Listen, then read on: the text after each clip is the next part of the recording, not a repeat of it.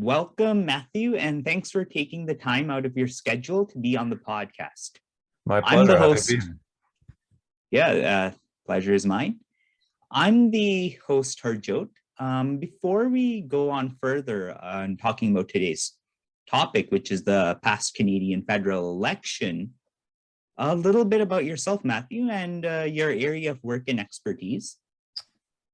Sure. So I'm a political scientist. I study public opinion, and especially in areas of what people think about immigration, what people think about national identity, what it means to be Canadian or American, as the case may be. I've been at UBC for 3 years almost, and before that, I spent 7 years or 8 years in Washington, D.C. at American University. I see. And as one of your main areas of inquiry and study is the role of immigration, it seemed that in the backdrop of the COVID-19 pandemic, immigration was not a very salient issue, especially in this election. But nevertheless, what role do you think immigration played in this election? And do you also think that this role is going to change in future elections? I don't think it played a huge role in this election. This was kind of a sort of referendum on Trudeau and COVID in a kind of a low, I guess, a low intensity kind of environment. Like not a whole lot of people wanted this election to happen. Immigration didn't really come up. Interestingly, Canada's been in the process of ramping up its sort of immigration programs, but that didn't seem to become a very big issue. It was mostly about COVID and about whether it was time for change or not. The Canadian people, I don't want to say emphatically, but they definitely voted for not right now, essentially. Now in the future, it kind of depends on how the Conservative Party wants to position itself. If it does anything to follow in the shadow of the Republicans in the US, the Republicans have basically loaded heavily onto immigration, among other sort of cultural issues. And that seems to be where they're pointing themselves into the future. It's sort of a key pillar of Trumpism. But I don't see any sign other than, I don't see any sign of that right now in this election. However, it's possible that the Conservatives sort of take their lukewarm result this time around and then try to double down on sort of nationalist populism, and try to court the Bernier wing, those kinds of people. If that's the case, then it would become significantly more of a factor. Yeah, and about that, the People's Party of Canada had, like in the last election, at least, I mean, the 2019 one, they had taken a very strong, more strong anti-immigration position. That was kind of their values at the time, although this time around, they had a significant gain in support, but that was more because of their anti-COVID stances, anti-COVID policy stances on, being against lockdowns or vaccine mandates and such, becoming the party of the anti-vaxxer, so to speak. What role do you think that party is going to have in regards to this immigration issue? And do you think that the People's Party will effectively push the Conservatives towards certain positions? I think that they may. It's going to be up to how the Conservative Party and the decision makers within it read the Canadian electorate, and in particular their base. It's possible that they decide that the sort of soil in Canada is not really ripe for a serious electoral gain by going the anti-immigrant route, because I mean one of the issues with that is that if you decide to play more towards that base, then you alienate places where they need to pick up support. Like I'm thinking about areas in around Toronto and in southeastern Ontario and places like that, where a really strong populist anti-immigrant stance might alienate those voters. So there's a risk. It's a risky bet essentially, and I haven't seen any sign that they're willing to take that bet.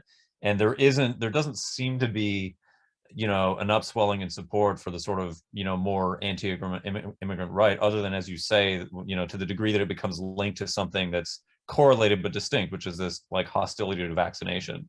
If that persists, I mean, it could be that might be a more obvious way for the conservatives to fire up that base without alienating, people that might be immigrants that might be inclined to vote for them in various places.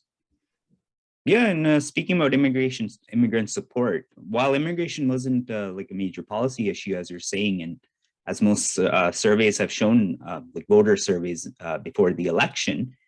In places such as Richmond, it came as a surprise to many to see that the Conservatives lost both seats, including Richmond Centre, which they had kept in the 2015 Liberal wave election.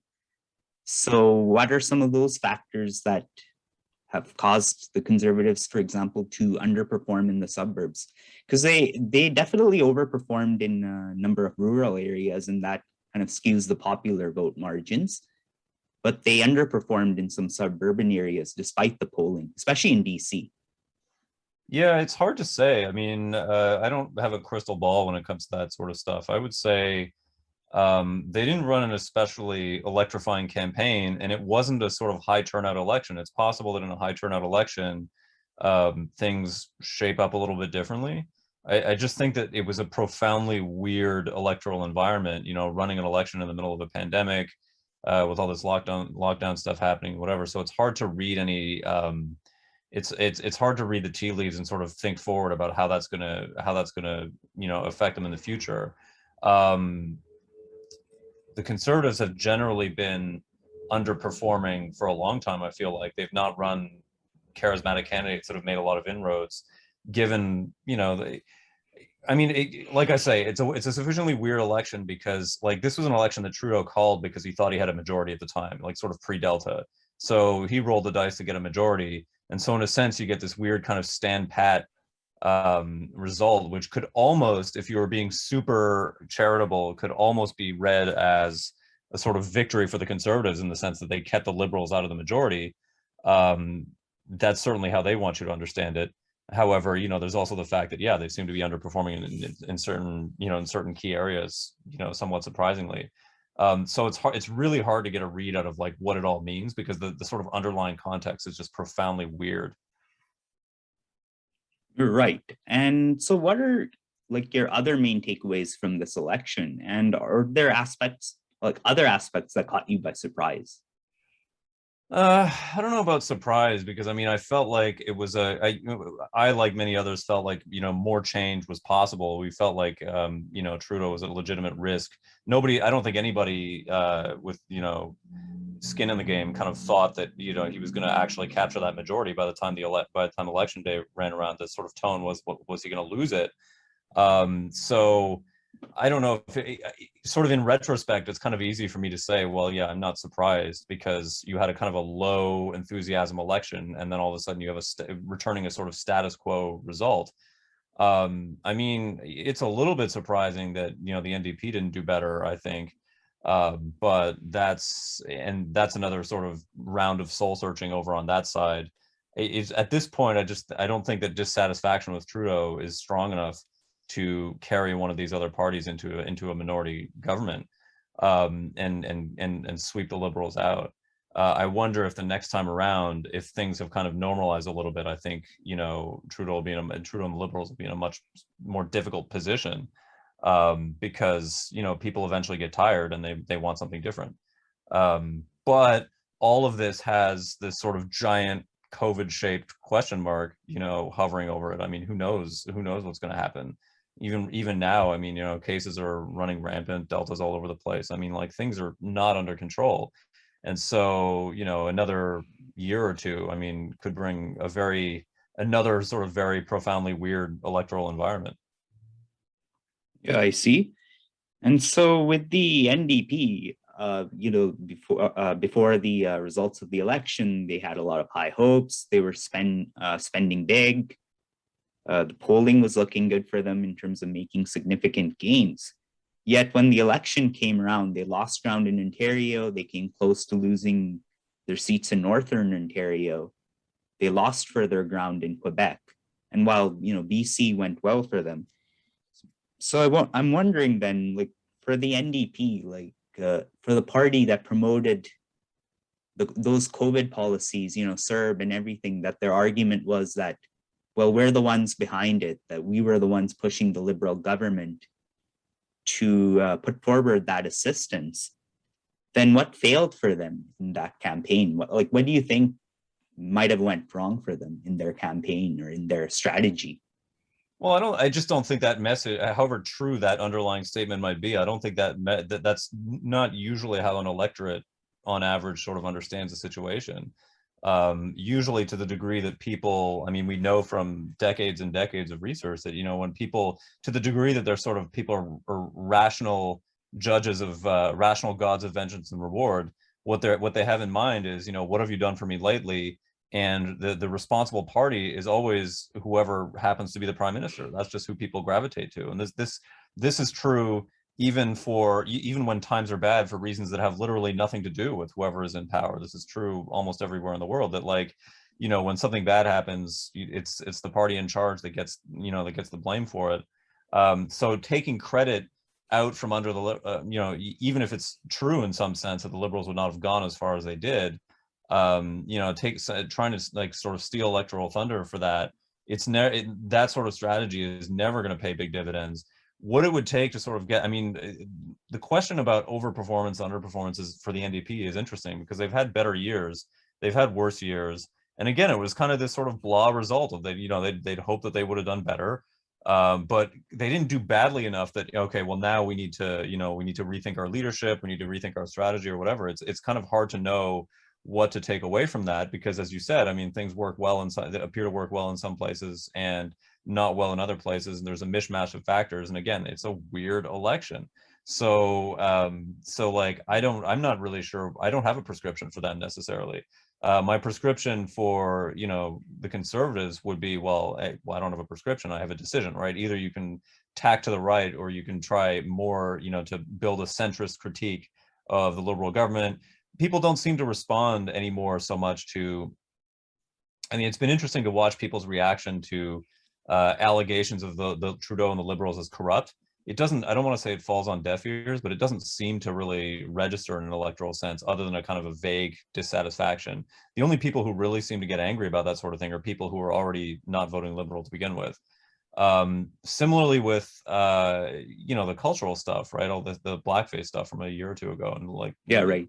people get, like, the people who are really sort of incensed about that are people who are already on the other side, for one reason or the other, right? And so it's hard to know how much this sort of feeds into this sort of broad dissatisfaction, and how a party like the NDP can sort of, capitalize on that. But, like, it's hard to envisage, what would the NDP's path to even, like, a minority government, like, to being at the head of a minority government, what would that path even be like? I mean, they've almost never made it in their history. So, what standard are we judging them by? It's a tricky question, right? We can think, okay, well, they had a high water mark under, a few years ago, under Leighton, but then, that high water mark, like, they've sort of been weak, relatively weak since then. But what should they really be aspiring to, and what can we really realistically expect, given the way that ridings are laid out, given the sort of geographic constraints against, the structural constraints against, the NDP doing well? They do really well in BC because they have a base of power here. They are essentially punished almost everywhere else in the country, just for demographic and structural reasons. Yeah, and so looking at past elections, the NDP typically does their best, has their best performances when the Liberal Party has collapsed. Yeah. Such as, the 2011 election, and even at the provincial level in Ontario, where they surged to second place when Kathleen Wynne's Liberal Party just collapsed.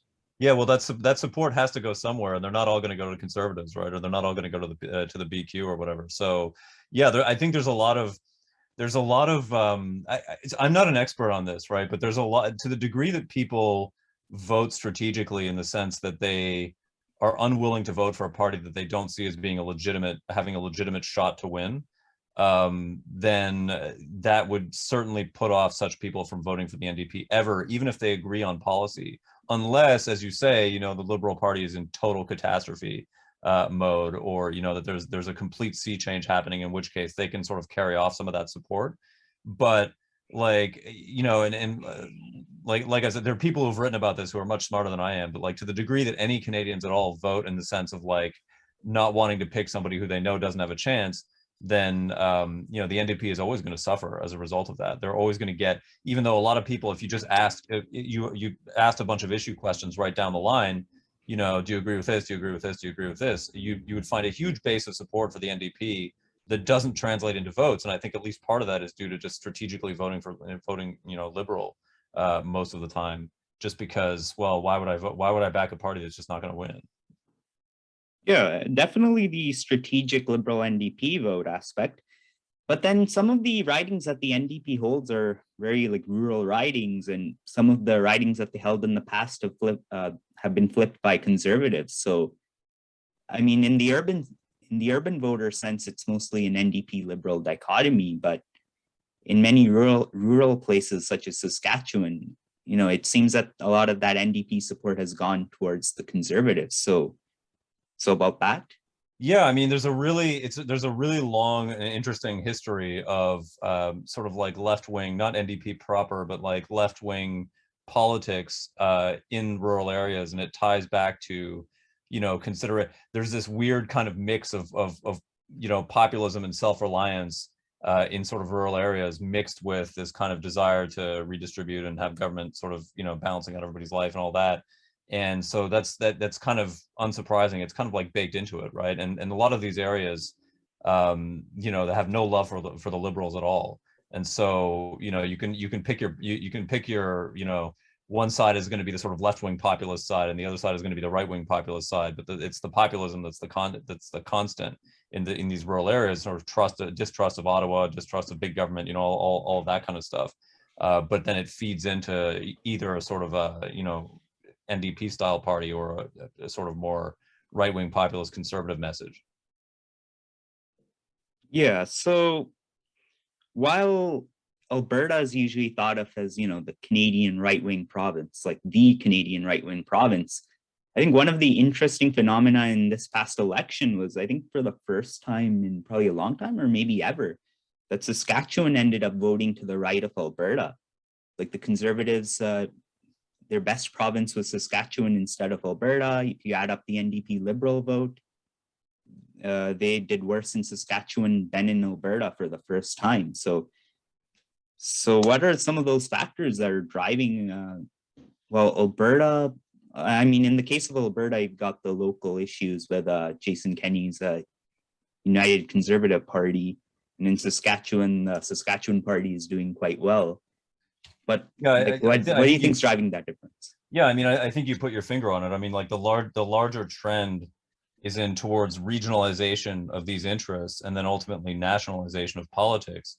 But the first stage is this sort of regionalized effect where all of the sort of Canadian rural center of the country provinces are all leaning away from the Liberal Party and leaning towards the Conservatives. And I just think Alberta was just completely hamstrung by this, failure and then apology for failure by conservative politicians who've been in charge of everything, right? So like there was no shirking of provincial level responsibility from those guys, and so I think that probably hurt them to some degree. But I think the broader trend is just a sort of like I don't want to say unification, but like a sort of balkanization of the country along sort of along partisan lines.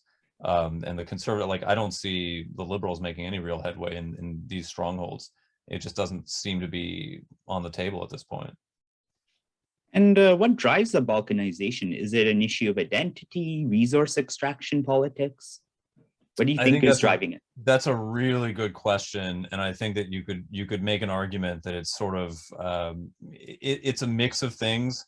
I wouldn't say it's all one thing or all the other, but I certainly think interests are at the heart of it, like sort of, material interests are at the heart of it. But at the same time, like to the degree that it gets fused with like anti-vax sentiment or anti-immigrant sentiment or all of that, there are a lot of just unquestionably non, oil based, right? They're not sort of like material, natural gas, resource based arguments that sort of all have adhered together into this message. And we've seen the same thing in the United States, right? That basically the Republican Party is, cohered around, I mean, they don't even talk about, cutting spending and doing all the sort of traditional conservative things anymore. It's all just sort of this weird cultural right, like extreme cultural right stuff that has motivated that party and sort of glued them together.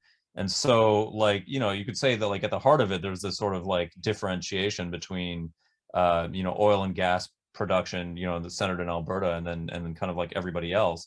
but to the degree that it gets regionalized, it gets and sort of extended, and everybody sort of doubles down into these balkanized factions. I think it just has a lot to do with expressions of, politics basically reorganizing itself along these sort of like, cultural, largely cultural lines, and provinces to the east of Alberta be sort of leaning towards that kind of like right-wing populist model a little bit. And certainly, I mean, this is where their base of support is. The question is, well, how far does that translate to places like BC, Ontario, in the eastern provinces and whatever? And I think that's kind of where the limit is. The Republicans in the States can do a lot better with less, just because they have different sets of rules. And then in Canada, where ultimately, for now, it seems like the sort of bulwark against conservative dominance or conservatives taking power appears to be a little bit stronger, at least for the time being.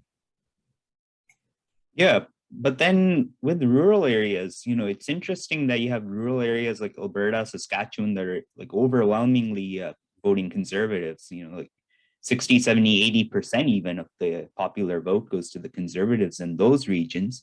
But then you have the Maritimes, which is also highly rural, but that's much more competitive, leans liberal even. So what are those differences then between these different rural areas? And Well, then I you think also have rural areas like northern Manitoba, indigenous communities, which are also a completely different political environment. Well, I mean, so the indigenous piece of it, obviously, I mean, there's going to be, the Liberals are going to get more credit for them, even though the Liberals have come under plenty of scrutiny from indigenous rights activists and that whole side of the movement. They've come under criticism, but I don't think anybody's under any illusion that the Liberals are more favorable, broadly speaking, to indigenous rights and recognition and all of that sort of thing than the Conservatives are. As to the eastern provinces, I mean, look, these things are just sticky over time. People don't change their party stripes, from one day to the next. And the Liberals have a lot of they have a lot of history in those places in a way that they don't have as much recent history in the sort of more in the central provinces. So to the degree, there has to be a stage at which, sort of like, battlegrounds become more and more competitive. And then eventually, if there's going to be a change, well, then the Conservatives are going to, become more powerful or whatever. But that doesn't happen overnight. It doesn't happen in one election. It might not even happen in 5 elections. But it has to translate through a stage of competitiveness, and then after that, well, we'll see if if the trends continue. But what could be the possible battleground issues? Because in the Maritimes, the Conservatives definitely did gain in support, and one of the issues that's being cited often is the fishing issues that were going on, like the Micmac fisheries. The fisheries minister lost her seat. So are those the sorts of issues going forward, at least, that will?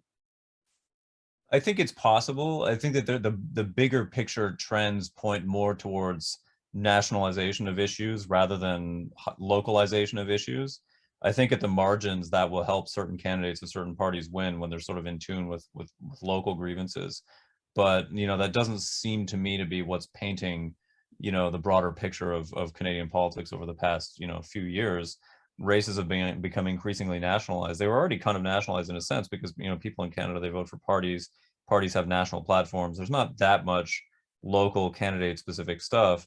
Although, that being said, it's entirely possible for candidates, for parties to benefit when they sort of seize on a local issue that is under the radar for everybody else. So, I mean, I think that's part of it, but I think that, the main sort of cleavages that are emerging are going to be over sort of cultural issues to do with, populist attitudes towards freedom, maybe not immigration, if that becomes contentious, and things of that kind, rather than the sort of more local, resource extraction issues and stuff. I also think, like, you mentioned indigenous rights in politics. That's become hugely important symbolically for a lot of people, and that's been a very national, even though it has local ramifications. It's been a national conversation for quite a few months now. I mean, years, depending on your point of view, but certainly since the beginning of the summer, it's become a very, very nationalized conversation. Yeah, and talking about some of those media narratives and nationalization of issues, while there are many like certain issues that get nationalized, certain controversies, sometimes they don't really result in gigantic electoral consequences. And I'm not just thinking, look at this election, but I mean, the 2019 election was full of that sort of thing. Like, the allegations of corruption against Trudeau, you had lots and lots of pundits talking about, well, even this election, Jody Wilson-Raybould, SNC Lavalin, the blackface scandal. So, you have issues, and of course, her book, this, which was supposed to be, full of major revelations. I mean, that didn't pan out. So, why is it that there are some of these issues that get a lot of media attention and hype? And you have pundits talking about them, but they don't really result in anything salient occurring. That Canadians don't really latch onto them. It's interesting. I haven't thought about it much until you bring it up, but I mean, there are different ways to think about a question like that, which I think is a great question. I mean, one of the possibilities, the sort of optimistic version of that story is that, and again, this all depends on perspective, right? But one version of that story is that these just aren't issues that rise to a level that can, like, they become nationalized and everybody hears about it and whatever, but that people don't make the connection between that and like governing ability, especially in the time of crisis, right? Like COVID is happening, right? We don't care about SNC Lavalin when COVID is happening. We need to get this taken care of. Now, the analogy to that would be American politics in the 90s after Clinton and Clinton and the Lewinsky scandal, right, which was like massively nationalized, and it was all over the place. You couldn't stick your head up anywhere without hearing about Monica Lewinsky, blue dresses, Clinton's testimony, Ken Starr, all of that stuff. But at the same time, he was reelected to an enormous margin, and the Republicans that pushed that issue suffered as a result of it. So there is an analogy for, there is precedent for people sort of being sensationalized by an issue and yet not having that issue translate into an up or down judgment on somebody's governing ability. And I think that is heightened during a sort of perceived time of crisis where, like, this is bad and I don't like this, or, whatever, but like, this isn't the main issue right now. Right now, the main thing is to get the virus under control, get Canada going again, all of that sort of stuff. And ultimately, those are the things that people really care about, which don't make for necessarily sort of sensational news stories about corruption or about pictures of blackface or whatever, but they're ultimately the issues that people care about when they step into a voting booth. I mean, that's kind of the sympathetic version of it. I'm not necessarily 100% convinced, but I can that's what's going on. Another version of it is just that these people would be amenable to this kind of sensational stuff, and they would sort of take it out on Trudeau. But this was all just suppressed by the context of this particular election, and it may be the case that in normal times, all of this stuff becomes more of an issue. The other thing is that Trudeau and the Liberals are going to increasingly fight just sort of electoral fatigue with them. That at some point, no matter what he does, at some point, the momentum is going to be towards the other side, and he's going to be fighting for his life. We saw a taste of it in this election, but he prevailed. But it's possible that the next time around, if he decides to run again or whatever, the Liberals are going to be fighting at more of an uphill battle because people are just going to want to change, and that's not necessarily tied to nationalization or scandal or anything. It's just going to be tied to sort of broad level fatigue with the Liberals. Like, okay, they've been in power for a long time. Let's hand it over to somebody else. There are all kinds of theories about why this kind of stuff happens. It seems to be kind of endemic everywhere that, the marginal voter just wants a change. So that's another possibility that's not totally divorced from what I just said. I mean, I think all of this is of a piece. And the main sort of storyline for people is COVID. And, people were not mainly, to my understanding, I mean, I haven't analyzed the surveys that closely, but to my understanding, people were not walking into the voting booth sort of voting about, Liberal Party scandals. The Liberals have also been like, the Liberals have been the party of scandal pretty much ever since I've been old enough to know anything about Canadian politics. It's actually stunning how much this keeps coming back to them. And I just think it's because they're more often than not at the center of power. And so these kinds of like misallocations of authority and like mini scandals and sort of things like that, they seem to perpetually adhere to the Liberals. And it doesn't, sometimes it breaks through, but it doesn't always, recently it hasn't seemed to be something that people have been voting on. Yeah, and to at least the first view, like the more optimistic view, as you're saying, could this also be a reflection of a media bubble? Because this is an argument that comes up from time to time that, I mean, especially in the U.S. election, that the media focuses on, and journalists are focused on aspects that just don't align with the broader population, and they're in a kind of a bubble, and they're kind of living in a bubble of sorts. Yeah, I So think that could that be the there case? is ultimately, this is maybe less true, a little bit less true in Canada than in the States, but ultimately the media are there to get clicks, to make money, to sell ads, and they sort of run, like they exist based on the popularity of what they publish, for good or for ill. Now, scandal type stories, negative news more generally, and all of that is irresistible for media outlets in both countries. So I don't necessarily think so. So where a bubble becomes a problem is not necessarily. I mean, I think you might be right about that, right? And that's kind of another way. It's maybe a slightly different spin on what I was saying before, which is ultimately everybody knows about this stuff because they see it all in the news, but they just don't care that much. Another way of saying that or another way of pitching that is essentially the way you just did, which is that, like, it's entirely possible that the media is just completely infatuated with like issues that people don't care about, and so it becomes widely, it becomes splayed all over the news everywhere, and like everybody's aware of it and they just don't care. That's totally possible. The issue in the States is not that it's actually not that there's one media bubble. One could argue that that was American politics basically from, I guess, the 1930s up until the early aughts. Really the problem in the States is that there are multiple bubbles that people opt into one or the other, and that's why you get sort of polarization or that's one reason. It's a facilitating factor that gives you polarization in the US, and has caused all kinds of problems that we don't really need to get into, but like all kinds of problems politically. In Canada, the media, they are trying to get clicks, and people love clicking on scandal stories. People love watching scandal stories. They love all that kind of stuff, but it just may not be all that significant to them when they have to put on a mask every time they walk into a store. Really, that's what matters, right? I think so. I think there's definite complementarity between the perspective that you've laid out and what I said. I mean, it's essentially that the media is kind of like, um, I don't want to say on its own. And of course, they still cover issues like that. You still see COVID coverage all over the place. It's not like the media is completely isolated from reality. It's just that I think I agree that the media is more likely to sort of play up these sort of like inside baseball scandal stories and stuff. And ultimately, that might to some degree drive interest, but it doesn't necessarily drive elections.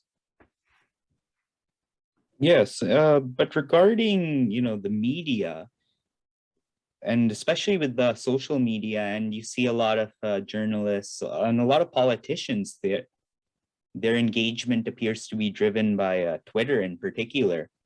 And so, what are the ramifications for politics and policy when you have so many professionals, like all different professionals, like see like policy professionals, scientists, like so many academics who are just like glued onto Twitter.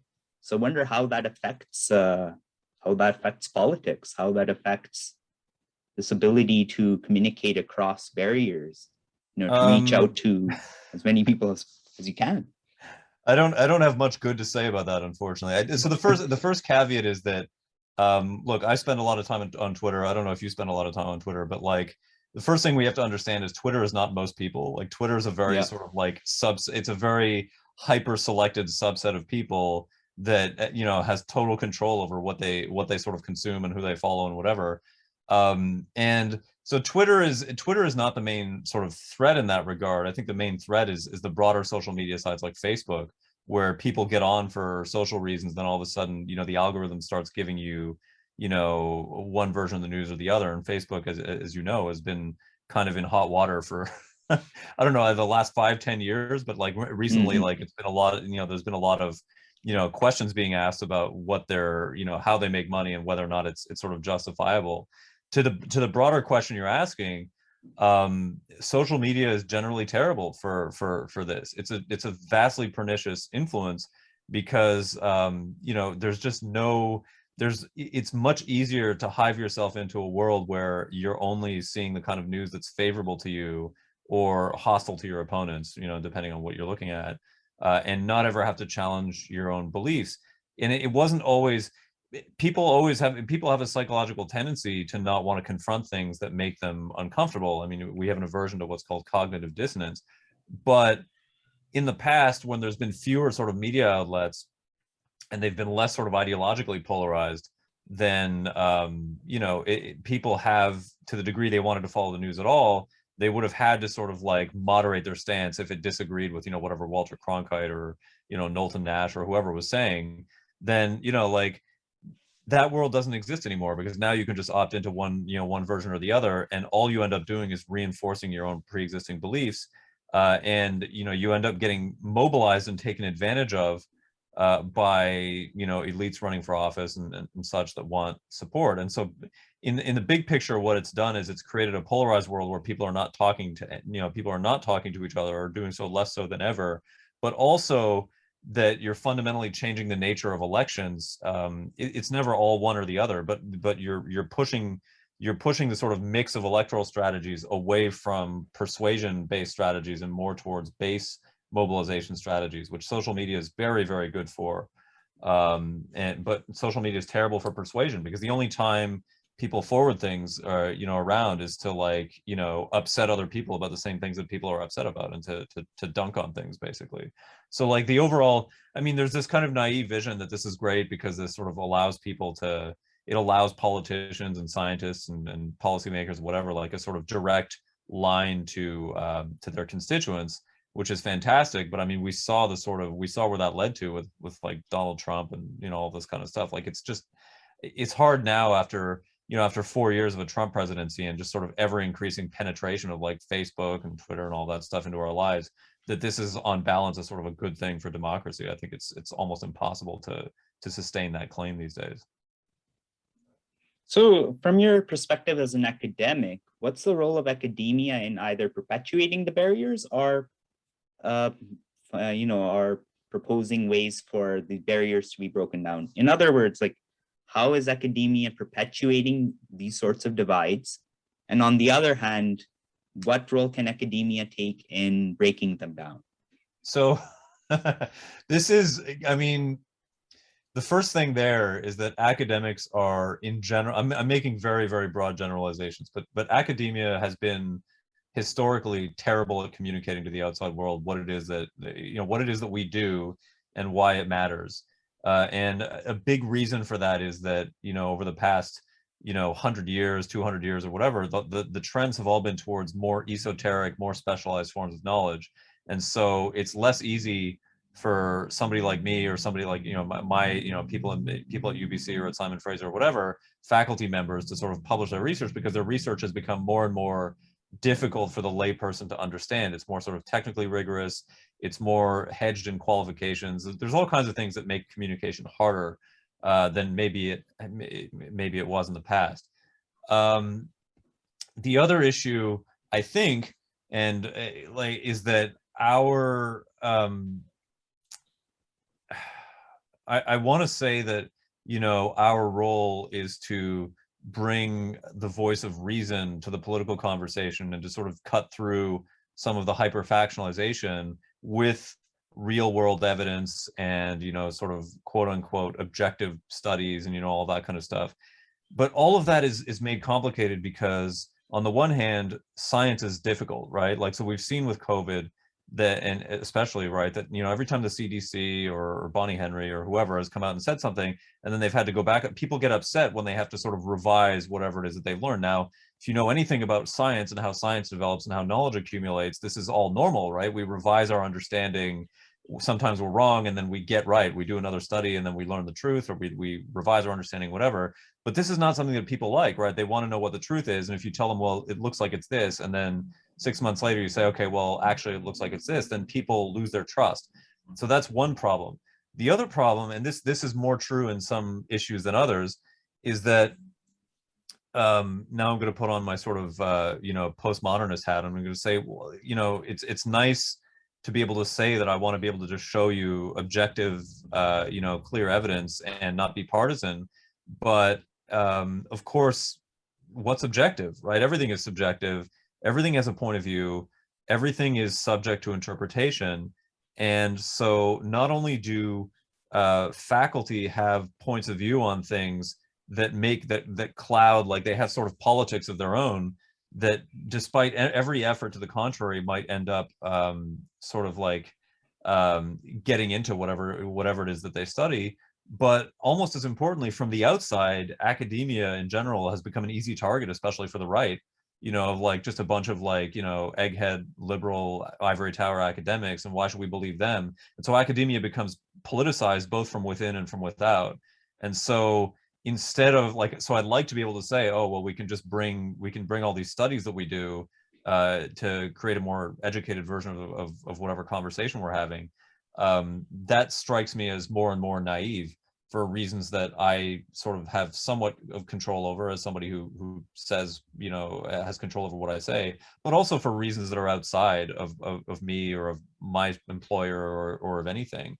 It's just very, very difficult. It's the polarization these days is just all consuming, right? It's media, it's friendship groups, it's political parties, it's academia, it's everything. It's really hard to escape it. And no amount of posturing as like the voice of reason is going to cut through all of that, especially as you have political parties and elites from the outside sort of saying like, these guys can't be trusted. And so so a lot of this anti-vax stuff is, in the States and in Canada, it's squarely pointed at like, we can't trust science. And if a large enough segment of the population decides that it can't trust science, well, then what's the role of the university then, right? I mean, like, well, that's what we do. That's what we claim to do. A lot of us anyway, not all of us, but a lot of us. So it complicates everything, and it makes it harder for us to bring down those barriers, or to cut across those barriers. Okay, so that is all the time we have for today. Thank you for being on the show, Matthew, and for taking the time out of your schedule to be on today. My pleasure. It's been great talking to you. Yeah, thank you.